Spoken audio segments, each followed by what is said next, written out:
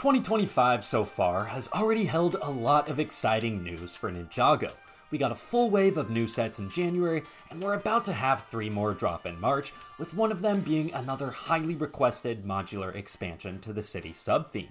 On the show's end of things, we've already seen a few teasers for Season 3, meaning an actual trailer and release date are just around the corner. Judging from what we've seen with the sets, we can all make a pretty solid prediction as to what's going to happen in Season 3. Jay looks likely to side with the Forbidden Five, Roz and Aaron seem busy with their own quest, and it looks like our beloved ninja team is headed back to the First Realm.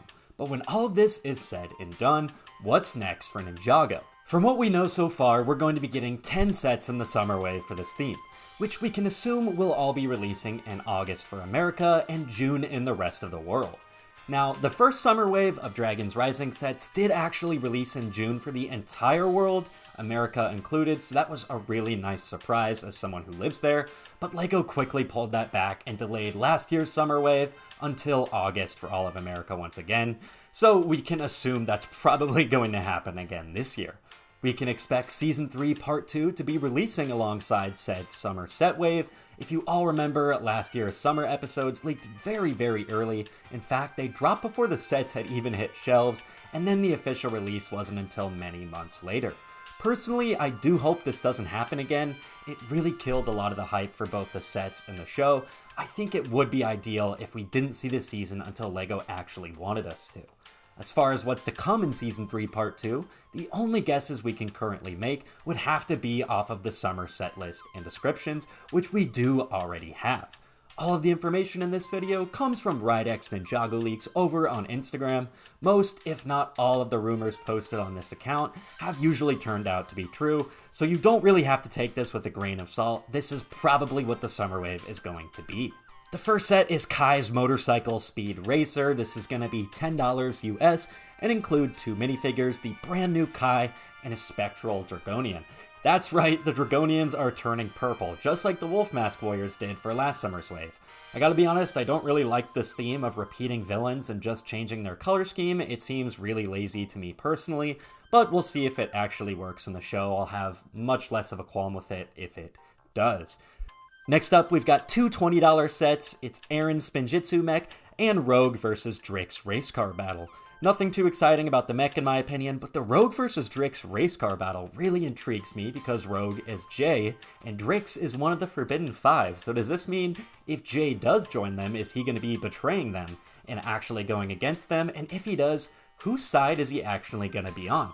This could be a hint at Jay coming back to the good side, or at least updating his morals a little bit so he's not as evil.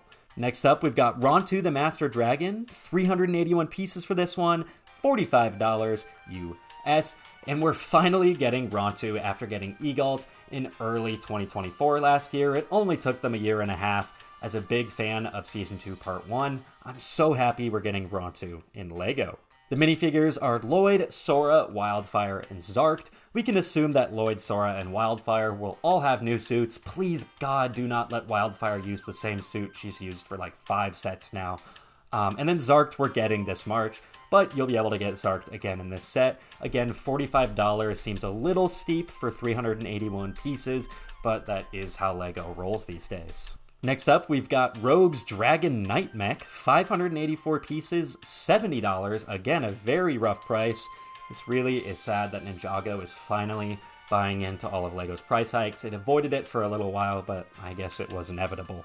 Anyways, the set includes a mech for Rogue, and then that mech rides a mechanical dragon. So I'm not a big fan of the whole goofy mech thing. We had that with Kai's Storm Rider. It just feels very gimmicky to me personally. It's something that's happened a lot. We also had Kai's mech motorcycle back for Ninjago Core, and I didn't really like either of those sets. But the figures are Rogue, Rox, Aaron, and Dragonian. Rox is going to be a new minifigure. Aaron, hopefully it's a new suit. Spectral Dragonian, of course, excuse me. And then we're going to get Rogue in his new suit, I'm sure. Next up, Ninja Combat Vehicle. We literally just got a Ninja Team combo vehicle. This already sounds very similar. $90 again for only 500 pieces. This is another outrageously priced set. I have a feeling it's going to get a lot of hate, just like the one from last summer did. Unfortunately, the big draw is that this set has Frack. From the description, it seems that Frack has his own vehicle in the Ninja combo, and it seems like he's going to become a part of the team. Really cool to see. I liked Frack quite a bit. Kai Cole and Wildfire come in it as well in their new suits. Another repeat Noct and another repeat Dragonian. But yeah, I hope Fract isn't exclusive to the set because I do not want to pay $90 for only 500 pieces. I did that with the Ninja Team combo vehicle, and it's probably the most I've ever regretted buying a single set. Next up is Lloyd's Transforming Mech Jet, and we're finally getting back to good price per piece here. This has 1,112 pieces for $100. You get Lloyd's mech with 2 large swords, small little bike build for Sora, and then the mech has a secret message on the banner. Really interested what that's going to be, if that's a play feature, or I don't really know. The minifigures, Lloyd, Sora, Kerr, Tur, and a Dragonian. Lloyd and Sora in their new suits, I'm assuming. Kerr and Tur are both brand new minifigures. And yeah, another mech. We've seen so many mechs from Ninjago. I'm starting to get tired of them, but it is what it is. And that is going to do it for all of the set descriptions we have. But there are still 3 more sets coming. The Fire Knight mech for $120. We don't know anything about this one. We can assume it'll have over 1,000 pieces. Again, another freaking mech. There are, 3 or 4 mechs in this wave already, with 3 of them being big and expensive. I just think that's way too much. And I'm interested to see if they actually sell well and if people like them. We'll have to wait and see what the builds look like, but Cole's Dragon mech from last summer was phenomenal. If they're anything like that, then we can get excited somewhat. But yeah, I really wish we'd see more originality from this theme.